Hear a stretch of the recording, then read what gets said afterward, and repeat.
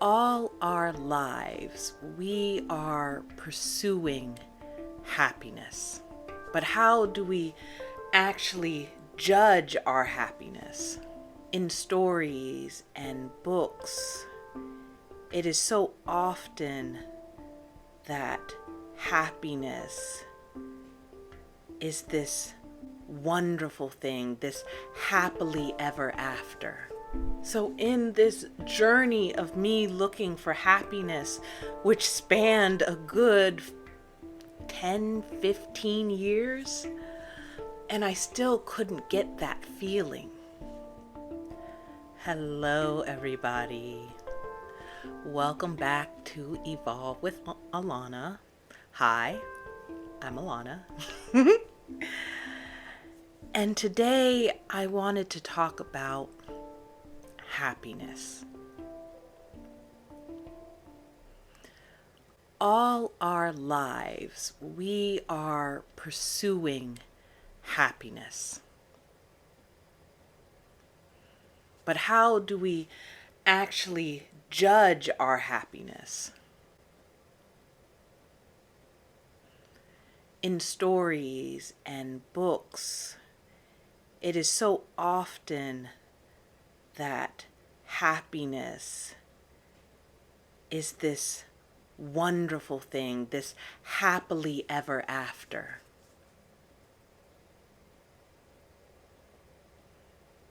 Happiness is portrayed by so many things, by love and tons of people around you admiring you and praising you.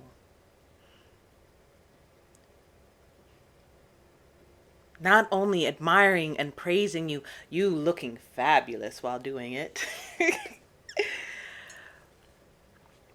But the one thing that we're all not looking for is being alone and miserable.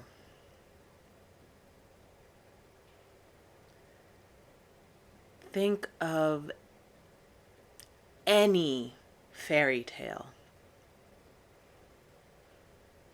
The main character always ends up surrounded by people who love and admire them, and the villain is always alone and excluded.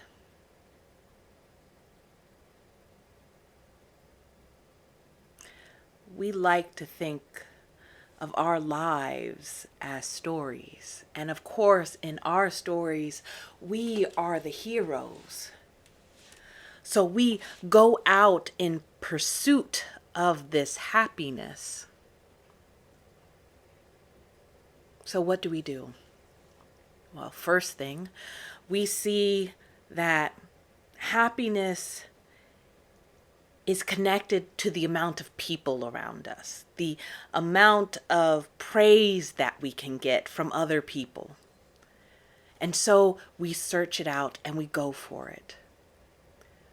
We try to gain this group of people around us to like us, to think good about us. I remember when in high school, I attended an end of a year banquet for one of my clubs.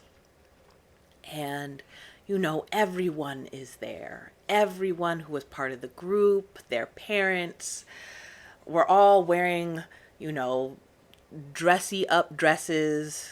All of us are getting awards. I got several awards for being the best at this or the other. And all of these people that had come up to me and praised me for what a good job I had done that year. Students and teachers and parents all saying, "You're amazing. You're awesome."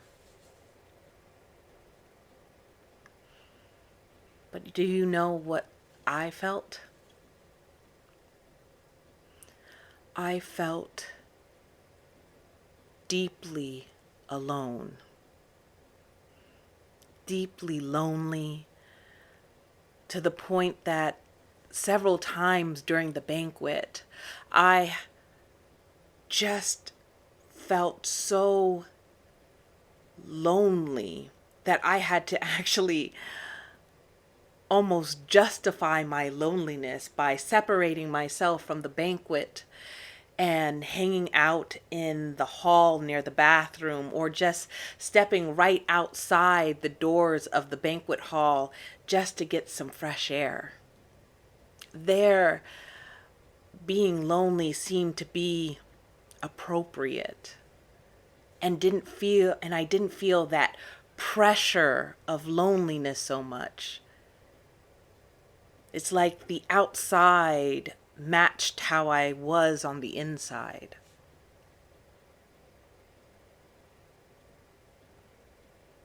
So at that point, I realized that it wasn't the people around me that makes me happy. So what? What else? What makes us happy? Well, when I look at the fairy tales, a lot of times you see that there's this transformation of the main character. They have gone through some sort of glamorous rebirth. As someone who is a minority in my country, and knowing that certain parts of myself that I could never really change, the one part I felt like I could change was my weight. Mind you, I am 5'10", y'all. I'm tall, but not super tall. And I weighed 175 pounds around that time. And I was an athlete. I played softball. I was an avid swimmer. And for me, 175 pounds seemed always good. But when you talk to others of your peers, and even, the school nurses and even some doctors would say, well, actually, for your height, the best weight for you is actually 150 pounds.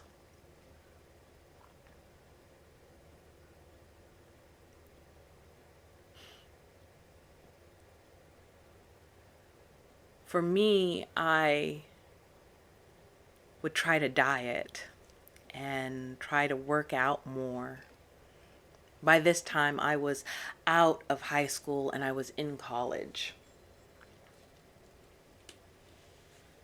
And not only that, I didn't lose the weight, I gained the weight. And But in my heart, I just said, if only I was 150 pounds, I would be happy. That's all I needed to be.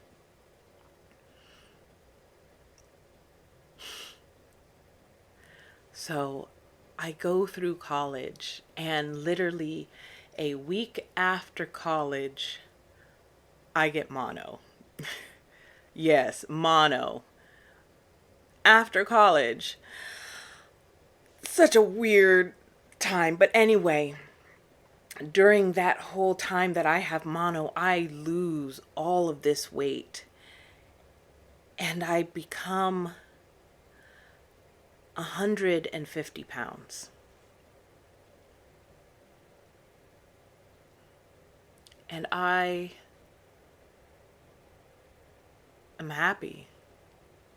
I'm happy that all of a sudden I'm 150 pounds. I'm finally at this goal weight. But when I look at myself in the mirror, I don't look that great. I don't look healthy.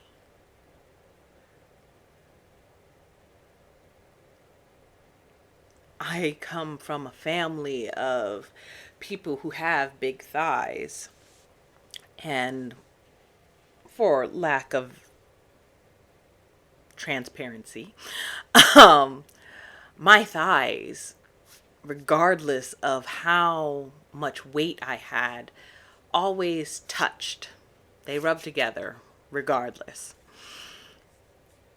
And at 150 pounds was, they just grazed next to each other.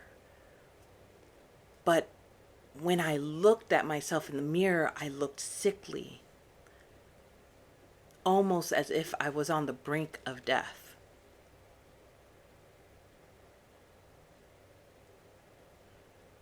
Now, mind you, that whole image of being 150 pounds still stayed with me. I gained some weight, but I relatively stayed under 170 pounds. Thinking that maybe this weight being under 170 pounds would make me happy. One day I'll just wake up and be happy. But that didn't happen.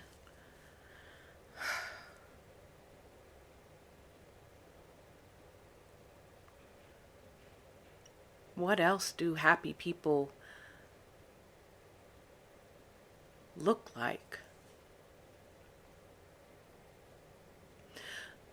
And then I thought, money, people who win the lotto, people who have a lot of money, the people I see on social media and on TV that have money seem to be happy. So maybe money would make me happy.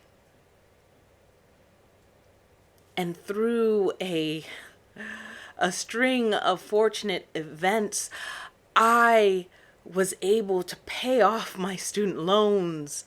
I was able to gain an income that I was able to live on and put money away for my future and for my retirement. And I just had this money, and I was still not happy.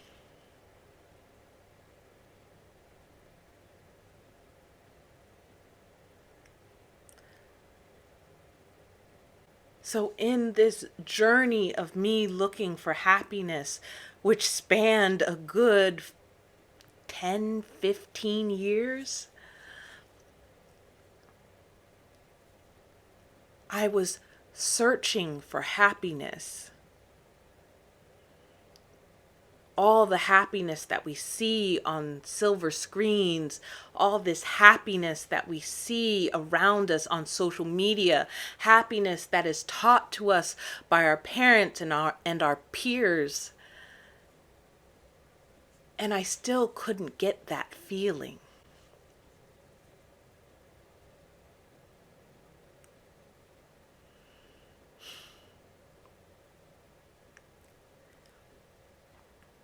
My father, when I was going through puberty and definitely having one of those, I wouldn't say depressive, but let's use depressive mode that all teenagers get. My dad would say, happiness, you have to choose your happiness. You have to make a conscious choice to be happy. Gosh, did I hate that saying. Because who in their right mind chooses not to be happy? If it was so easy to choose to be happy, wouldn't we all choose to be happy?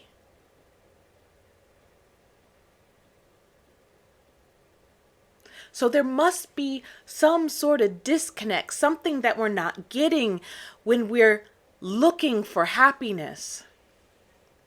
Because a choice should be just as simple from a yes and a no.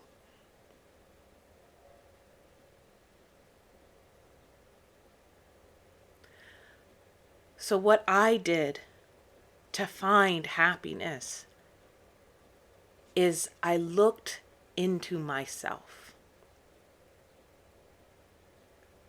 I spent times alone in solitude, just learning who I was. Who am I?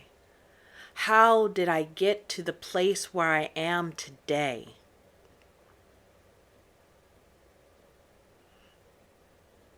Both the good and the bad. And finding those things about myself that I felt proud of.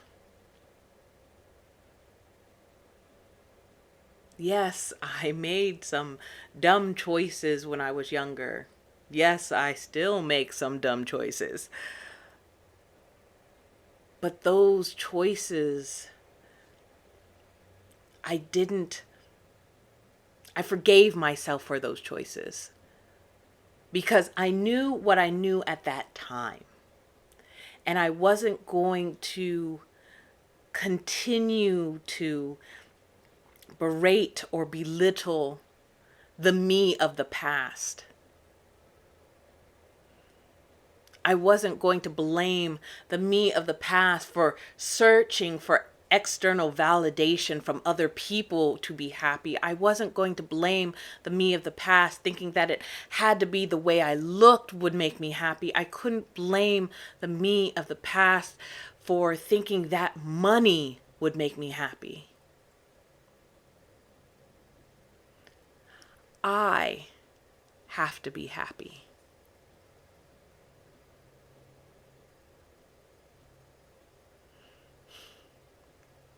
So you might be thinking, so Alana, how do I choose to be happy?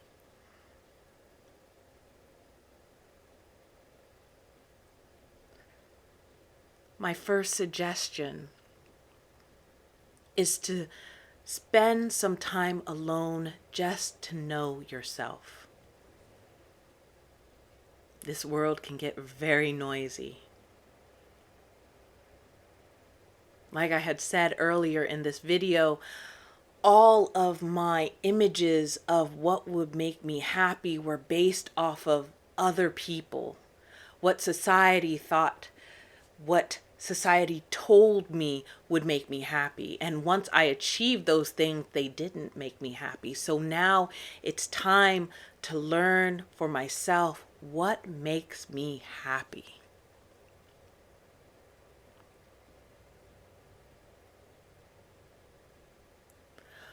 Once I was able to find myself and learn what makes me happy,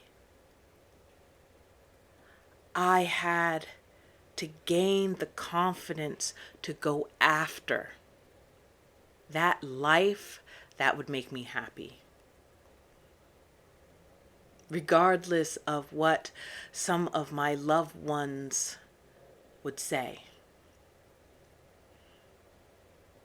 Yes, I still have certain responsibilities, and I keep those responsibilities as they are right now, but I'm still pursuing towards that goal, that happiness that I see for myself.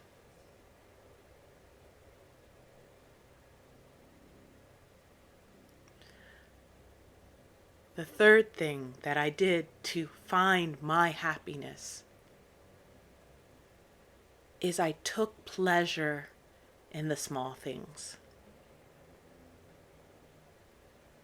The sun rising in the morning, the way that the wind blows, the little animals I see on my walks, even the neighbors who live above me that have kids that run around. Gosh, just to hear kids run around happy and playing, being grateful for the life and the world around me.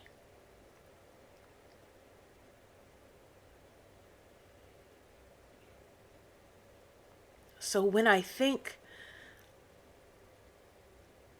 that saying where it says you choose to be happy, it's a choosing of yourself. It's a choosing and listening to yourself that makes you happy.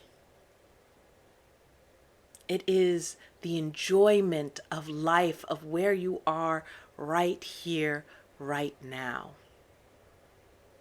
with no shame, no regret. It is here, now, and the present.